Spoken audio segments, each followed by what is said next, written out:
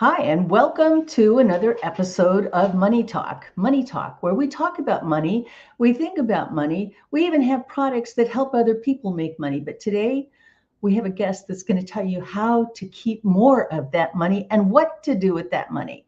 So, I've got two requests right now, and that would be to don't keep this information to yourself. Share and like it. And if you want to know when we're on, subscribe so you can be notified. The second thing is stay tuned because we'll be right back. Linda gave me the courage, the confidence to move forward. And after I was finished with Linda Kaye's training, I was at the next level. It's Linda Kaye. But when you trust that piece of you that says, I got something to give, I have something to say, you know you've got something to do. Get on your feet, shake your hands in the air. Welcome to the stage, Linda Kaye. And we're back. So as I said and promised, we have somebody that's going to talk to you about how to keep more of that hard-earned money of yours and how to invest it, what to do with it. He talks to people across the United States, and many people think about the one thing that he thinks most important, because he says that money works better when you let it work for you. Welcome to the stage, CEO and founder of Salmeron Financials, Rick Salmeron. Hey, welcome. Hey, thank you for that welcome, Linda. Did I get that right? You did. Bullseye. Boom. Okay, basically, tell us how you got into finances. I mean, what made you, because, clearly some people go, okay, I'm going to go where the money is. And so as a certified financial planner, you have to go help people go find their money and do things with it. But how did you get started? Okay, so I got started when I was, are you ready for this? Age 8 years old. Come on now. You said, when I grow up, I want to count money. I want to be a banker. I want to be a... So let me set the stage. It was a Saturday morning at my kitchen table in my home in Oklahoma City. My mother approaches me. She places her hand on my left shoulder and she says, Rick, today is going to be an amazing day for you. And I say, why, Mom? Because, honey, we're going to go to a place called a savings and loan. And we're going to open up an account there. Remember those? Okay. Let's catch our audience under like a savings and loan. What the heck is that? Synonymous with, say, a bank today. I didn't really know. I said, so why would we do that, Mother? And she said, see, son, if you let them keep your money, they will pay you money for keeping your money. That still didn't quite resonate. However, whatever was good for my mom was good enough for me. So I dropped my spoon in my Fruit Loops. We went to the car. We drove to the savings and loan. I approached the counter. I emptied my pockets full of several coins of change, probably 10 weeks worth of allowance. Okay. Depending on the counter, my $10. My mother matches that with another 10 of hers. So my savings account is born with $20. Now, it wasn't until 90 days later that I received my first statement in the mail, and that $20 grew to $20.15.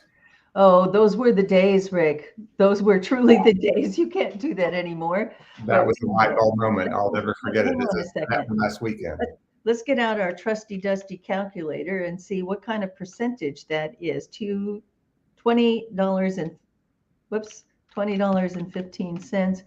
You had a 7.5% increase. Pretty good, huh? Wow, 7.5%. When's the last time any of you have seen 7.5% savings on anything? We like to talk about houses and how they appreciate and how values and things go up, but so do costs of things. And so when we think about where does our dollar go today, the kind of advice that you give, you started pretty early with this. Now, you at 8 years old, you go to the S&L, you go and put money into it. You see that there's a savings back to you a month later because you didn't work for it. It just earned its money and grew the way it was supposed to grow. Mm-hmm. What conclusion did you draw? I drew that, gosh, this really does work. My mother was really, now it hit me.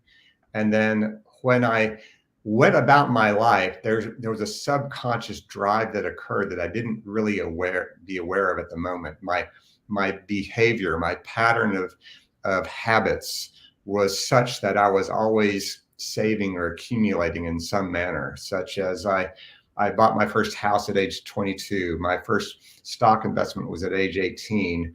My first job out of college, I was in corporate America for 4 years, and I maxed out on the company 401k without thinking a second thought, and figured out how to live off of that. These were all just inherent behaviors with myself. And then when I got tired of corporate America in 1990, and I said to myself, what do I want to do? Something more invigorating, something more meaningful.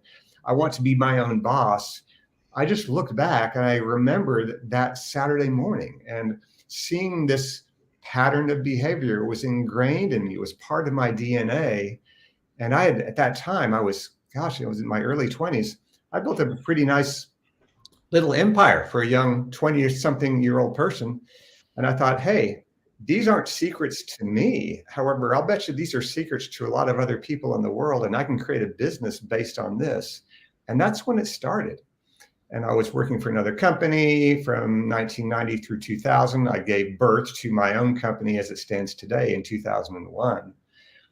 I've been in the industry for quite a long time, and I love and adore sharing what I feel like are very solid, sound, and seasoned ways for people to make smart decisions with their money so that they grow their wealth. And when you grow your wealth, you grow your life. Before we get into helping them grow, identify 3 major areas that people make the biggest mistakes with their money.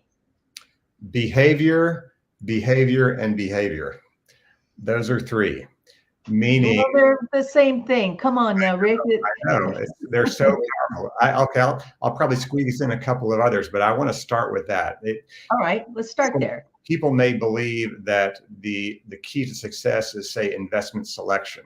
And that is important. It's not to be ignored by any stretch of the imagination. However, you can pick the best whatevers on the planet, yet if you do not act well and if you do not behave well with those in hand, then what good does that do? What does that mean? That means nothing to me right now. So I need to understand what you mean. So, for example, let's say that you are working at a company and you're starting, and say your company's retirement plan, or you have your own IRA account as an example, and you have this magnificently designed, beautiful portfolio waiting to go, and you're starting to save from your paycheck or your regular income on a regular monthly basis, like a lot of people do. And you see your account go up because the markets are going up, and that's wonderful. And the next thing we know, here comes the next downturn. Here comes the next recession. Here comes the next bear market or something that it negatively affects the value of your, say, statement or the value of your investments. You see prices going down. You start to feel anxious. You start to feel nervous. You start to feel like the world might be coming to an end.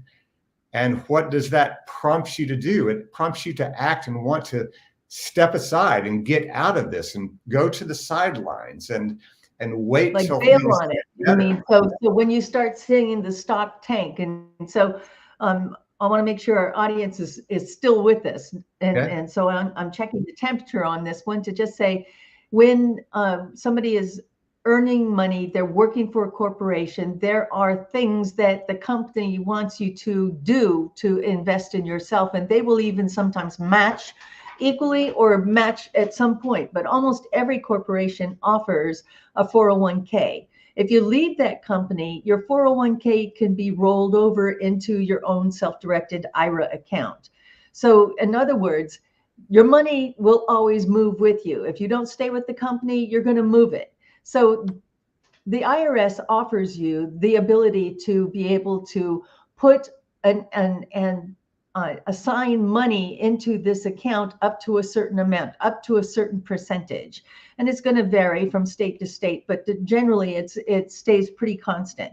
And as a young person just entering the marketplace, or you've been in the marketplace for a few years and you haven't decided to go create a side hustle yet, and you haven't created an opportunity for you to go out and start a company, having money in that 401k should give you some peace of mind that it is definitely moving, but the market shifts, the market changes, and it's called the stock market. It's not based on any real facts except emotion, right? So the behavior that you're talking about, Rick, is based on emotion, that fear, that anxiety, that money might not be there anymore. So our first reaction is to want to, oh my God, grab it and set it on the side, take it out of the stock.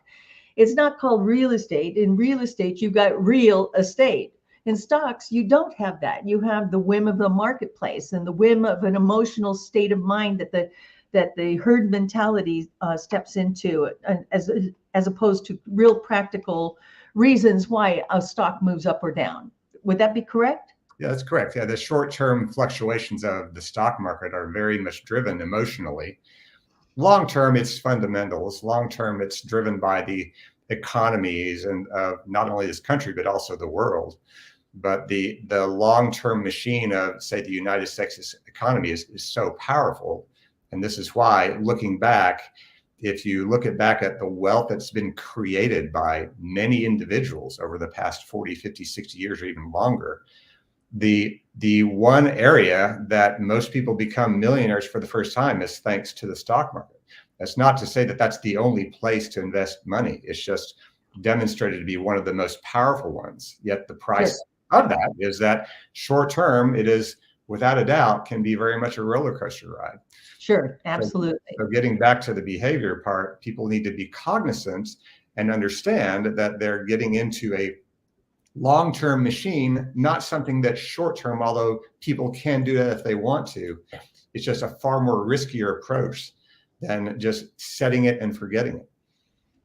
When you say set it and forget it, you mean that the individual investor needs to watch the stock and see its behavior, to look at its short and long-term holds? Looking at their setting up a portfolio, a recipe for their account that is meant to grow for the next 10 years, 15 years, 20 years. The more let me ask you a question. Mm-hmm. How does a company employee direct his IRA when he doesn't manage that? It's managed by the company's third party. Okay. Employees have access to a menu of selection of investment choices that the employer offers to them. Okay. It's the employer's duty to offer up the menu of different investment selections, all the way from very aggressive, perhaps, all the way down to very conservative and dull and boring and everything else in between. It's up to the employee, him or herself, to actually pick this one or that one or a combination of to make. So it depends on their tolerance for risk. Yes. So the younger you are, the more likely you're going to want to have some portion of that portfolio in risk, because with risk is reward. There's greater growth in the risk. Yeah. And the lower the risk, the more stable the stock is, the less money that you're going to make, or the fluctuation will happen in that marketplace, right? Yes. The idea with that account is one for my retirement, my long-term nest egg. If you're very young, then you're looking at something that you'll only access 20, 30, 40 years down the road, perhaps. It's not an appropriate place for someone to say, put money aside to buy their first house in the next couple of years. It's just not, that's not what a 401k is for, or a retirement plan is for. But you could, I mean, clearly you could, depending on the type of account. So again, we're not giving financial advice. Yeah, we're not legal advice. Check with your attorney and your own CPA, but these are hypothetical and general answers to finances. Yeah. Keep going though, Rick. You said behavior. So we think the first behavior is knee-jerk reaction to a marketplace, and our shift from we're going to make money in this to, oh my God, I got to hang on to it and move it out. Yes. So there is behavior. That's a big driver. Investment selection is very important. Matching the goal. Money is meant for a purpose. It's simply a tool on the shelf. And what's the ultimate end game, or the ultimate goal with the money that you're using? Is it for your retirement? Is it for that house down payment? Is it for that tuition for your child? Whatever the goal is in the time frame, you want to match the investment part to marry with the objective, and also your risk tolerance. Not everyone is willing and want to take risk, and that's okay. Others Sure. want to take a lot more, and that's all right too. It's everyone's Goldilocks approach, what's just right for them. And that's very important to identify. And you can identify that on your own, yet it can also be very helpful to have an advisor identify that with you too. They can have a Well, and that makes more sense because now just like finances are like its own language, right? So, if you don't understand what low risk or medium risk or high risk means, then you need to become educated. You need to understand it. But most people don't take the time to go get educated on investment strategies, especially the younger you are, because you go, oh, well, I've got a long. I remember thinking this to myself, why do I need to save for retirement? I got 25 years before I'm going to, before I would hit 65. And I remember thinking that distinctly. What would I need to do that for? But today, I really wish I had been thinking about that. So, if you're thinking about, God, retirement seems so far away, you want to make sure that whatever that far away is, that you've got a plan to be able to reach it. So would you say that one of the biggest issues or mistakes that people make is that they don't plan for what that money is going to be used for? 100%, 100%. We love to plan our vacations far more than we like to plan for our financial futures. That's human nature. Yet at the same time, it's how important is it to plan your financial future as well? I would argue that is equally, if not more important than that. Although you can certainly do the same. Time goes by in a snap. We all know this. If you look back in the past year, the past 12 months of your life, how fast did that go by? And Way too fast. Way too fast. And is there any evidence to show that the next 12 months and the year after that is going to go by any slower? Probably not. It's going to be going by faster, I would submit. So one of the big advantages that younger people have is time. There is, yes, the investment part, there's the behavior part. However, a powerful part is also time. If you have time on your side, that's one of the tremendously powerful levers that people can pull to build a very sound and strong financial wealth empire and pyramid that provides them the security that they're looking for. So let me ask you a question. With the fact that you are deferring tax on this until you take money out, so this money that you put into an IRA or into a 401k is non-taxable until you take the money out. So this is before tax money, so not after tax money. After tax money, you would be putting that into a KEO or to something else, to some other vehicle, correct? Yeah, generally speaking, a 401k or a traditional IRA acts like you described. Pre-tax good dollars going in, no tax as it grows. And then when you withdraw the money, after age 59 and a half is the rule today, those withdrawals, because all those dollars have never been taxed before, is a taxable distribution. So that is the pre-tax, tax deferred, and then all taxable. What's the average age of your client? My average age is between mid 40s to mid 50s. So in the mid 40s to mid 50s, I think there's an epiphany. I'm not getting younger. I'm actually getting older, and I need to start behaving differently. So now it comes into the behavior. What is one of the first things that your clients tend to change after they've had a session with you? They generally accelerate their savings pattern. They find, wow, looking back, I should have fill in the blank. I should have been saving versus, say, spending. And we can identify through let's call it an exercise of financial Jenga. We analyze, take a look at all the expenses of the past couple of months, just stack them up in a stack. And this helps answer the question of, wow, I don't have any money. I can't save anywhere. Well, let's take a look at what the blocks are revealing. I'll bet we can pull out some items from the block and redirect those into building that emergency fund, into building that retirement fund, into building that, say, college fund for your children. There's always some area in some way where we can redirect what we're currently spending our money towards that wealth building. So those who realize, aha, in, say, at age 45, for example, I was fun and loose when I was young. I then got married, and then I had kids, and all my focus is all on that. And it's not been on my long-term future. Now it's time to get serious. And that's one of the areas that we start getting serious with.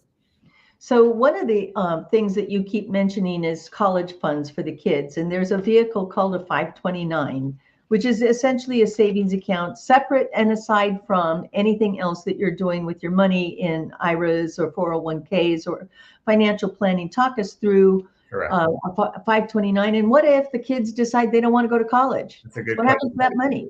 So how I described the 401k and the traditional IRA, pre-tax dollars, tax deferred, all taxable. So you take those three and you turn them around.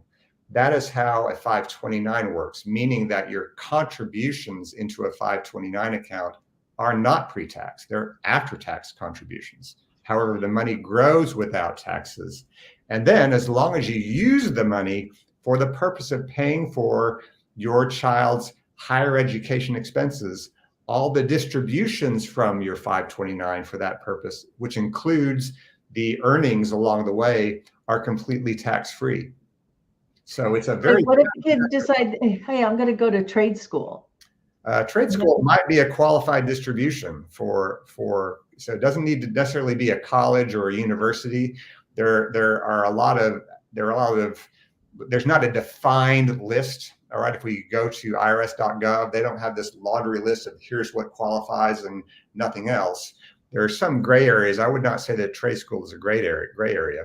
However, it is over time, other items like a laptop. This is kind of new, but people can actually use 529 money to buy a new computer for their students. Why? Because it's required to attend the school. If there's some expense that's required to attend the school, then it's considered a qualified distribution. So, got it. Now, what if the kids decide, oh, the hell with all that? I'm going to become an entrepreneur, an actor, a singer, a songwriter, and I am not going to go to school. Right. Can I turn that 529 into a Kaye or some other vehicle that would be similar? There's a new nuance that began this year in 2024. The owner of the 529, whose name, say their child is a beneficiary, as long as the 529 account has been around for at least 15 years. Why 15 years? I don't know. That's just what the rule is. But it's been around for at least 15 years. That owner can take portions of that account and convert them into a Roth IRA for that beneficiary. Okay. And there is a limit on how much can be converted, but that is one possible solution for, say, unused funds of 529, or for the purpose of, say, I don't want to go to college. I want to become a concert pianist somewhere and I don't care about school. The owner of the account can also change the beneficiary of the account. Is there another? So you didn't want to, but your brother does. And so now another child. You have to have is there one 529 per child?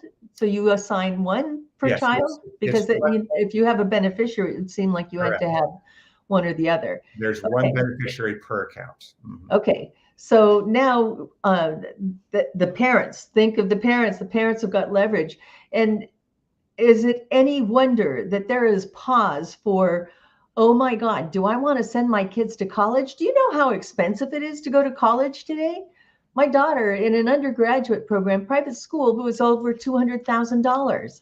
You know, so unless you are thinking that you won the lottery, you've got to start saving for those kids, because you can't saddle them up with the amount of debt that it is required to be able to go to school. Starting out in their own career with $200,000 in debt is unconscionable, because it's not something that will ever go away, just like taxes, right? You don't get to send your taxes hiking, and you don't get to send your commitment to the student loan debt away. In fact, there are plenty of companies now buying those up and chasing down the owners of that debt to enforce. I also have a situation where I've got clients that the parents have got two children. One children both have 529s. Continuing with this example, one child elected not to go to college. The other did. However, we're talking like the University of Miami level tuition, right? Which is Okay. expensive, and put in a word, expensive. So they didn't know, we can't predict the future completely. They were saving at the same pace for both children. So what they ended up doing is that they had a very overfunded account number one for the one child who was not going to college, and another one that was underfunded for the unit. So they were able to change the beneficiary of account number one to combine with account number two, and okay, we're okay now. We're okay now. So there are options. They may not be for every situation, although there are ways to explore what those options might be. So let me ask you this now. We've got the kids taken care of. Let's think about retirement. Do people save enough for retirement these days? No. And aside from why, okay, because, you know, as the song says, there's too much month at the end of the money, right? Yeah. So there's not enough money to go around. And when in an inflation market like we've been in, an exasperated constants of increased cost, at least for the last several years, and with no end in sight anytime soon. No. So, you know, understanding that if we're not making as much money, where do people traditionally pull from then to fund their retirement? Gosh, they find themselves, for those who have a pot of gold that is going to fall short, the options can be very limited. They have to find themselves working longer than they want. That's just a reality. So the income source from, say, their employer or their job or whatever they're doing, they just have to keep that going. There's really no other choice, because the other option, which is a possibility, is to scale back on the standard of living. And nobody really wants to do that. Right? Well, they do. And, you know, there are ways that you can do that too, Rick. And I'm sure you're very aware that, you know, most often as the kids leave, they're not going to come back except to drop the laundry or for a holiday. So you still have this empty nest, and the nest can be pretty big. So you can find some money there, right? Yeah, you can find some money by scaling down and downsizing your requirements for living. Mm-hmm. So, you know, and unfortunately, and I do say it's unfortunate, because you could have all this equity substantiated in your home, but when you go to sell that and you get the most amount of money, you're now paying a lot of money for its replacement, and you're getting less for it. Right. Yes, it really feels like a catch-22, because it is. It is. You lived in that 4-bedroom, 3-bathroom, 5-bedroom, whatever, because you had a family and you're raising the family, and now the size of the home, the nest is empty, and you're using not even half of the home, and then you see the equity build up in your own house, and wow, should I capitalize on this? And the answer is yes, you can, and that can help feed the pot of gold. Yet at the same time, you've got the reality of, okay, where do I live now? And that can be a challenge too. That can be a challenge also. Right, because now you don't have the benefits of home ownership that has expenses that you can charge off as expenses against your income. Say, for instance, the interest rate, which we can still do.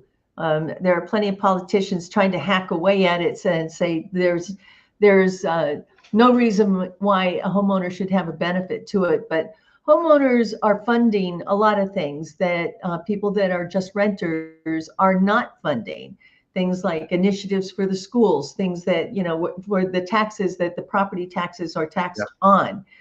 Yeah. And it always miffs me, honestly. And I just get so mad about it, Rick. You get all these special interest groups, none of them own anything. And they're like, raise the taxes on those homeowners. Yeah. Go for it. Right. Although, speaking of taxes on homeowners, I do have one client situation. They had a large house. They elected to downsize. They were okay with that. And they took advantage of the capital gains tax exclusion on the primary residence. So they sold their home. Tell our audience what that is. If you're single, so if you're married, you can, and you own your home for a very long time. It's grown vastly over time, which is not unreasonable whatsoever. Any gain that you find yourself in selling your primary home is free of capital gains tax up to the first $500,000. That's very nice. That's very nice. So And if you had a $1.2 million property, and your tax basis, you bought it for 400,000, you now have the difference or the delta between 1.2 million or 1.2.5 million and the 400,000. That's what you're going to be taxed on. That's your capital gain. And if you didn't depreciate, say for instance, you might be able to take some, do a few things there, and a little wiggle here and a dollar over there, and your tax advisor is telling you certain things. But that $500,000 can get you up to the 900, up to $1 million. So it really reduces the amount of capital gain taxes. What are we taxed at on a capital gain? Is it ordinary income? It depends on your tax bracket. However, it's either going to be either 15% or 20%. It will be less than ordinary income rates because it's considered a capital gain. So if you're retired, it might be at 15%. Maybe 15%. At worst case, it will be 20%. 20. And is that the federal or is that the state, or are you going to be taxed on both? That's the federal. And there's also an additional 3.8 net investment income tax. That's another nuance that people need to be aware of if they're in the really higher tax bracket. So frankly, the federal highest possible would be 23.8% on a capital gain realization on a primary residence. Woo-wee. Let's However, that is a lot better. That's 203,000 per million, Yeah, right? yeah. That's a lot of money. That buys a lot of a lot of cushion, a lot of depends, a lot of things that you might need as a senior. A lot of cruises. A lot of cruises. Lots and lots. However, that still may be the best option for a person's situation. Not every option is right for everybody. Personal finance is that personal, and you want to make sure that the solutions that are right for you are the ones that you should seek out and implement if they make the most sense for you and make the most sense for your money. With people living so much longer today, how long should you, if you're in good health and good mind, and we're seeing more and more that Social Security keeps getting bumped up a half year, 6 months, and other countries like France are protesting and rioting over this. I have to work another 6 months. I want to be on the lam. So if we're living longer, how much do we really need to save? If we're going to live, let's say, for instance, what used to be the average lifespan was 77 years old is now 81 to 85 years old. Mm-hmm. Some people are going to live longer than that because they're taking care of themselves. What do we need to save for?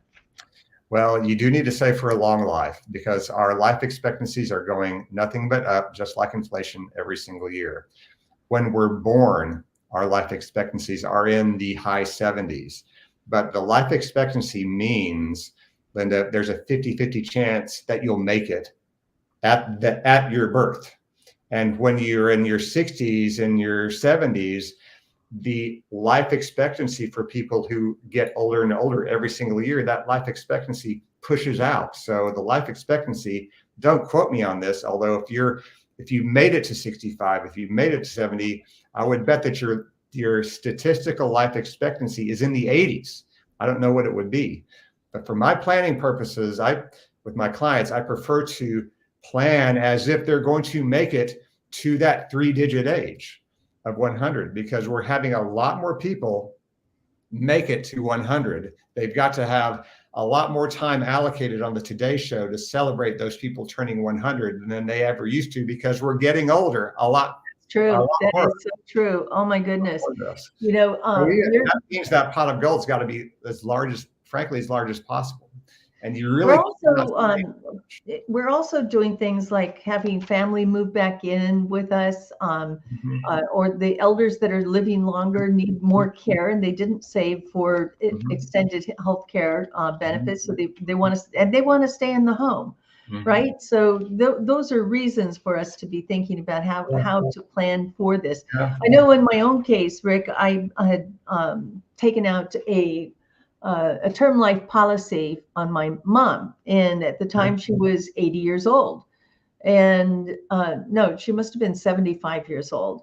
But at the year 25, all the money that I'd been paying into it, and it was really small amount, like $161 a quarter. It never went up. But all of a sudden, when I looked at one of my statements, I'm like, how could the surplus that was in the account start going down. And the amount of money that went down was precipitous, to the point that I started having to make contributions of $450 a quarter, because she had outlived her policy.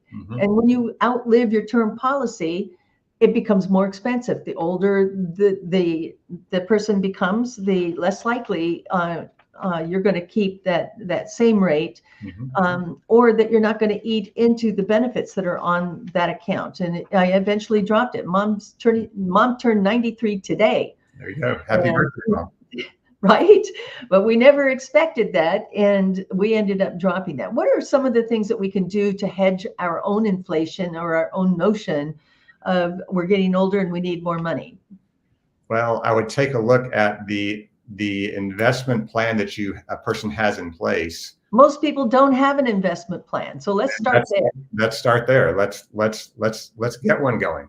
Let's get one going, because if we're going to make it to that age, we want to have something there, right? And it's not going to come from the lottery. It's not going to come from an extreme possible inheritance from a long lost uncle or something. That's just simply not going to happen. And if it does, that's just cream on, that's gravy, as they say, on top of the potatoes. Yeah. And so the direction is, if no one has started anything, what is that first step in that direction? And maybe listening to this podcast episode is the first step. And then the next step is, what tangible action should I be taking tomorrow? Because it won't make everything go great in a snap. However, if nothing changes, nothing changes. And if you find yourself with a pot of gold that's completely empty and hollow, we don't want to have that end result. We want to do something today, not tomorrow, but today, to start making changes, move the needle in the direction that we want, so that we're doing something in the right direction. And that creates momentum. That creates a beginning habit. When we have stronger habits, we will produce stronger results. It's not easy, perhaps. It's very simple. It's not easy. However, nothing that is great in life comes easy, right? It's so true. It goes for saying that a job that seems easy isn't easy over a long haul, but it's worth it. And you have to think about, what am I going to get out of this? What is this worth to me? Same thing in a relationship, that there's something substantiated in the relationship. It takes work, and it isn't just one person, it's both. But, in a money circumstance, do you find arguments in the relationships about money? Yeah, for sure. Where one wants to save and the other one wants to spend. Yeah, that happens. There's conflicts with a lot of partnerships, with a lot of marriages, for sure. Not a divorce counselor nor a specialist. However, I've seen stats, just like everyone else, that possibly the strongest reason for divorce is money issues. Perhaps that's debatable, but I think that's a very good point. So, and where does that come from? It comes from one's values, and those values about money start at childhood. How we were raised. How were you raised? People need to be on the exact same page on everything. Of course, because that's what makes partnership wonderful, is the differences that we have. However, it is important to recognize them and know that there might be potential conflicts, but that it goes to communication and everything like that. But it does come down to one's values and their relationship with money. And the younger that you can start with this, the better. And unfortunately, Rick, the school systems don't teach children financial intelligence. They just don't. And so you have to find this on your own, or you have to have a parent that goes, okay, hand on shoulder, we're going to the SNL, right? In my instance, I taught my daughter it was 3 parts to her dollar for every dollar she earned. So it was pay yourself first, and then pay tzedakah, which is your charity, and then the rest is left for what you want to spend or what you need. but just save it. And I'll bet she still has her first nickel she saved. Yeah. But that's the kind of thing that we're talking about. If you're waiting until you get out of college to have your first checking account or first savings account, you're way behind the curveball. And no, it isn't live for today because tomorrow may not be here. Tomorrow is a lot closer than you think, but there's more tomorrow than we have ever had in history. I would ask your listeners to assess, how is their relationship with money? Are they like a relationship with a great friend or your spouse or your boyfriend or girlfriend or whoever it might be?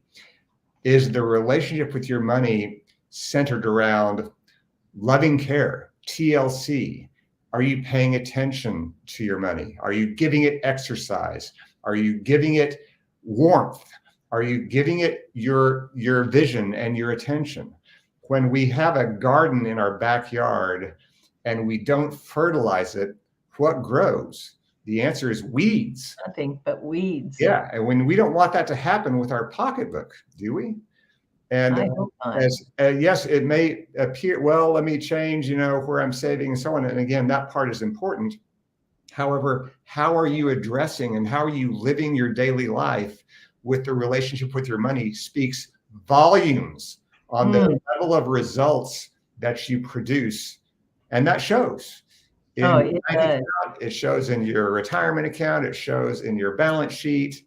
It reflects your actions or inactions towards your money. It goes without saying, Rick, and as you started the show out earlier, money works better when you let it work for you. But if you don't know how money actually works and how to have it work in your favor, seek help, seek the intelligence of others that are smarter than you, that have the ability to tell you, here's your plan. Because if you don't have a plan, you're planning, as they say, to fail. If you fail to plan, you're planning to fail. Everyone actually has a plan. The question is, are you in control of it or not? Oh, Lord. That's a scary idea. Well, on that note, let's leave them with something positive, shall we? Let's think about what the ideal amount of money is in your retirement account. So how tough is it if you're in your 20s, and what kind of allocation should you have out of your money? Let's say you're making $75,000 a year. And out of the $75,000, it's only you and maybe one other dependent.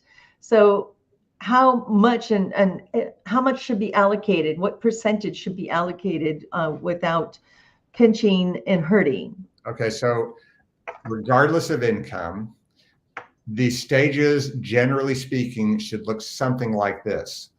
How much is your monthly expense need, your monthly expense burn rate at home? And have at least 3 to 6 months worth of that in the bank somewhere. That's your emergency life happens fund. Long term, I would argue a minimum of 10% of whatever that income is allocated for that long-term pot of gold. If you really want to get to a great level, it should be 15%.